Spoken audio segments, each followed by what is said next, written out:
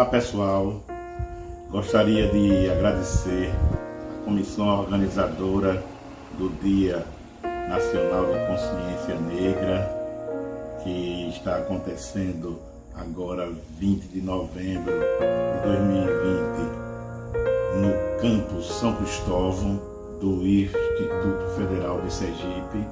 Agradecer a Valéria, que é a presidente da comissão, e agradecer ao colega professor Edmilson, que me convidou para dar uns testemunhos em relação às discriminações raciais na qualidade de uma pessoa negra.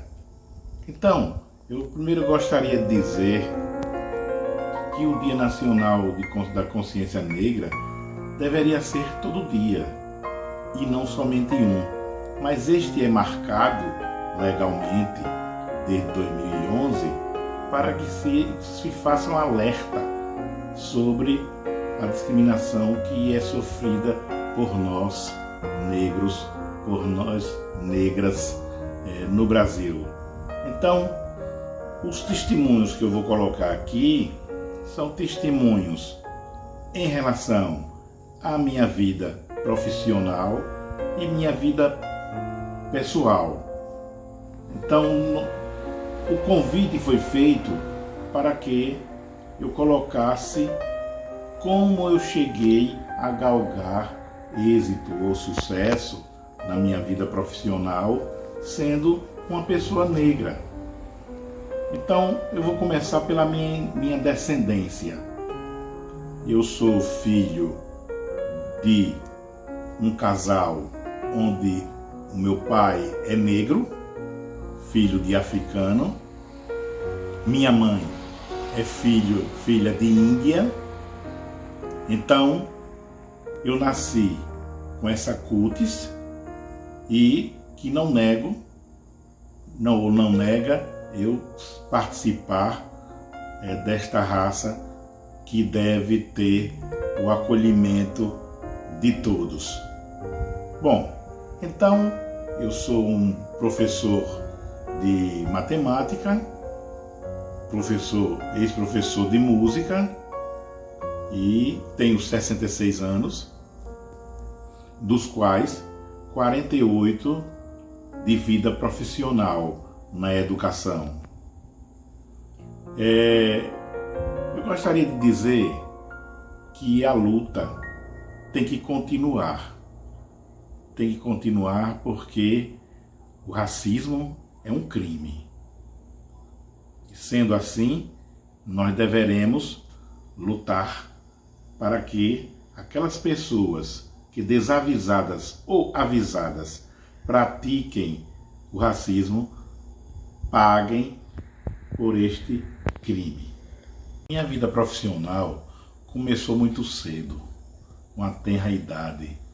Aos 11 anos, eu trabalhei de servente de pedreiro na construção do conjunto Cidade dos Funcionários, no bairro Grajiru. E, aos 12 anos, eu era zabumbeiro que acompanhava um sanfoneiro que tocava sanfona de 8 baixos. Aos 14 anos, eu tive a vontade de estudar violão. E aí ingressei no Conservatório de Música e dentro de um ano já tocava várias músicas clássicas, e um maestro, muito amigo meu, que conhecia minha família, quis me tirar do violão. E começou aí a discriminação, que eu não sei se foi benéfico, mas como aconteceu?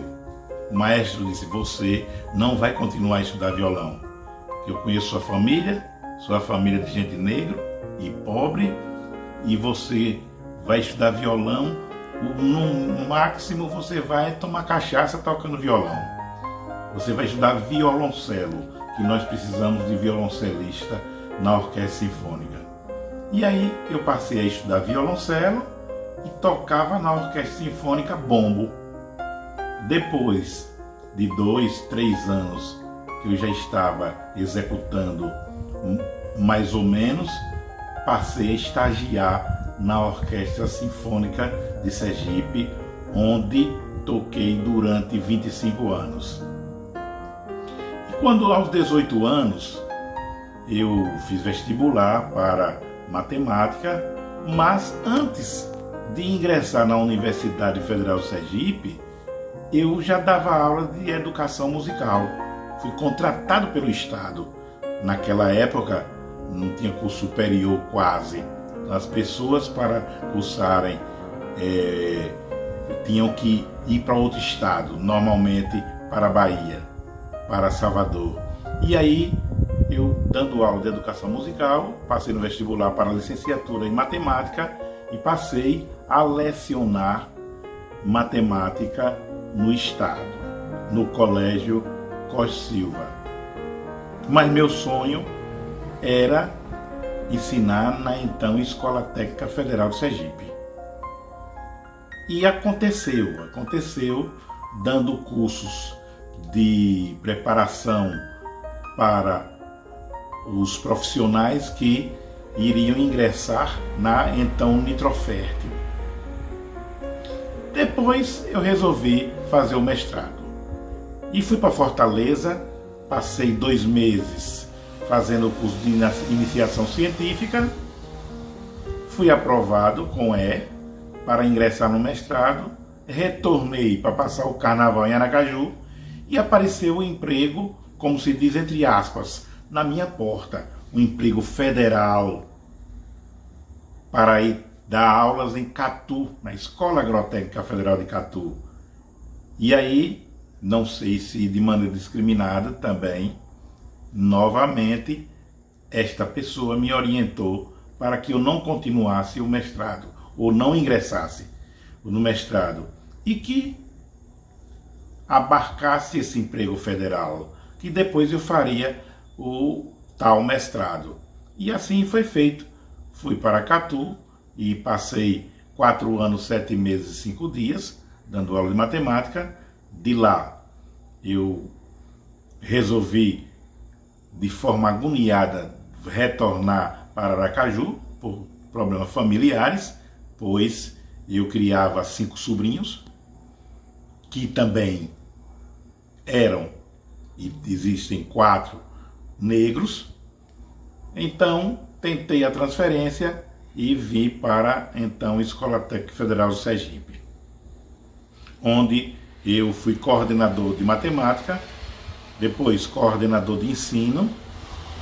E um detalhe interessante de discriminação foi quando eu mostrei a um colega meu, um professor competentíssimo, uma foto minha com minha irmã. Tamanha foi a discriminação, porque minha irmã, além da raça negra, a cor da pele era mais escura do que a minha. E este professor disse: professor, o senhor ainda tem uma empregada doméstica e babá, né? O problema que acontece não é a frase, mas a entonação como é dita a frase. Se for escrita, se for digitada, às vezes a gente nem detecta que é discriminativa, mas com a entonação bem forte assim. E eu notei que ali foi uma maneira discriminatória de falar sobre minha irmã. Bem, daí,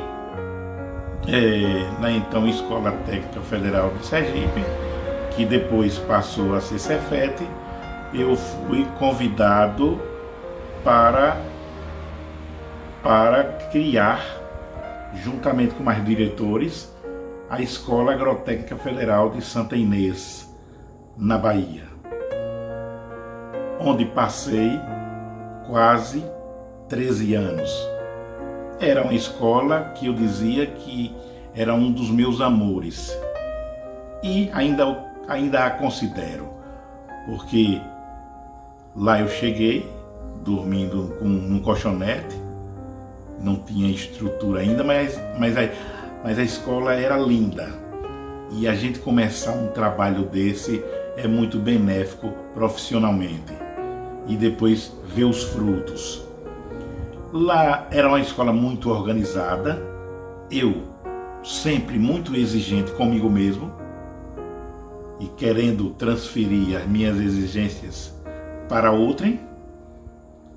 Essa escola ficou organizada, arrumada, famosa na Bahia, que só existiam 4 na época.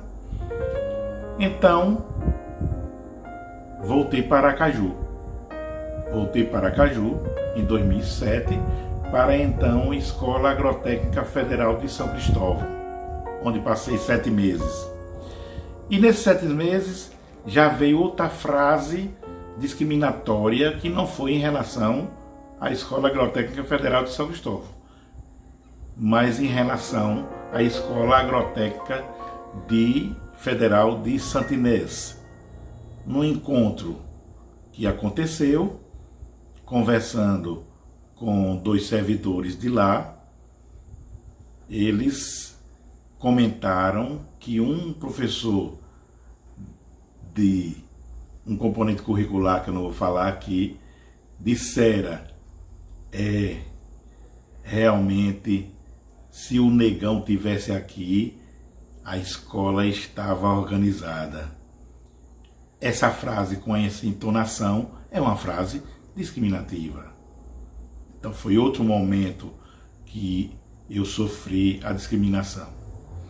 De lá, da Escola Agrotécnica Federal de Santa Inês, eu fui diretor de ensino, diretor adjunto, diretor geral. E da Escola Agrotécnica Federal de São Cristóvão, eu fui para o Cefet. Já cheguei no Cefet designado para coordenar o curso de licenciatura em matemática. E aí em 2008 surgiu o Instituto Federal de Sergipe e fui solicitado para assumir a direção de ensino do campus Aracaju.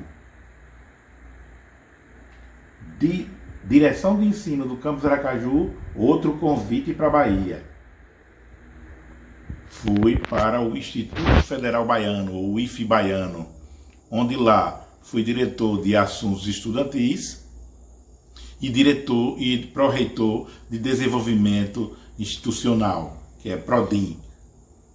Passei 5 anos em Salvador, depois retornei para Aracaju, onde dei aulas de matemática durante 1 ano como cooperação docente. Depois fui redistribuído e na redistribuição só tinha vaga para Nossa Senhora da Glória, para o Campus Glória. Eu fui dar aula de matemática.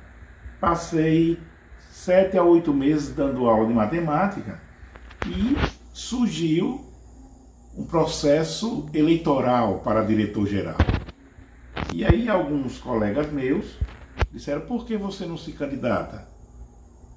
Eu aceitei, fui candidato. E é uma maneira interessante quando eu falo nisso, é que eu ganhei a eleição por WO, porque a candidata, que seria minha oposição, desistiu no 2º dia de inscrição. E depois teve o outro mandato, aí eu já tive um candidato de oposição, ganhei a eleição novamente, onde estou hoje com 2 anos do 2º mandato como diretor-geral do IFES Campus Glória. Mas um negócio interessante sobre a discriminação é que existem umas discriminações que eu chamo de invisíveis e discriminações visíveis. Não sei se eu posso dividi-las assim, mas as invisíveis são aquelas que você na hora não vê, mas depois você sente. E aquelas visíveis é que ficam estampadas.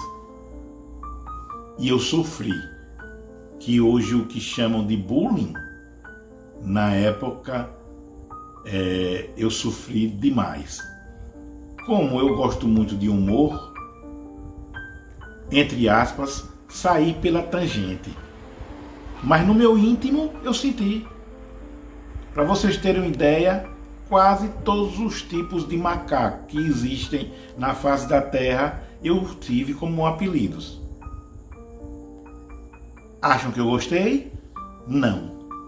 Mas eu tive que utilizar o humor, e utilizando o humor foi que não conseguiram estabelecer ou fixar um desses nomes de macaco como um apelido constante em mim.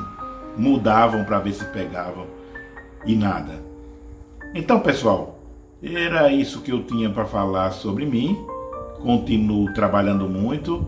Eu acho que a gente da raça negra tem que trabalhar muito, tem que estudar muito. Não é que tenha que fazer mais do que o branco, não. Deveria ser tudo normal. Cotas. Eu estudei na escola pública de ótima qualidade. Na época, a escola da iniciativa privada era para os classe média alta e rico que pagava e tinha a frase: papai pagou, filhinho passou. Foi tudo invertido. E aí, hoje nós estamos assim, né? Temos que participar das cotas para que tenha um ingresso numa escola pública ou numa universidade pública de ótima qualidade. Então, um abraço em cada um de vocês negros, em cada uma de vocês negras.